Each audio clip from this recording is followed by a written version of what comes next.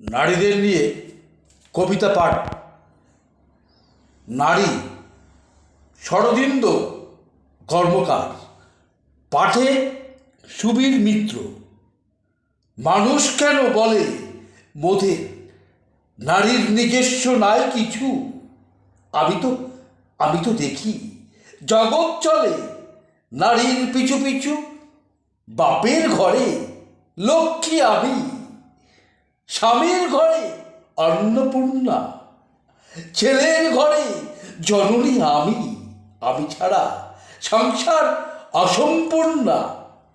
আমার থেকেও আপন করতে কেউ কি পারে?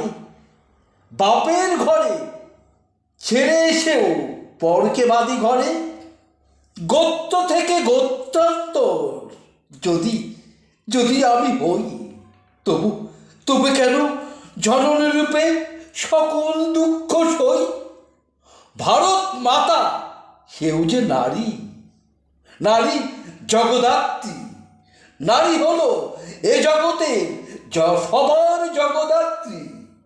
পুরুষতান্ত্রিক সমাজ তাই পুরুষকে বড় করে। জেনে রেখো সেই পুরুষকেই নারী গর্ভে ধারণ করে। মহাকাল আমার পদতলে সহিত আছে চিরকাল। আমি ছাড়া এ জগৎ সংসার সবই চলে হবে অচল। আমি ছাড়া এ জগৎ সংসার সবারই হবে অচল। নমস্কার, ভালো থাকবেন, সুস্থ থাকবেন, এগিয়ে চলুন উন্নতির পথে। ধন্যবাদ।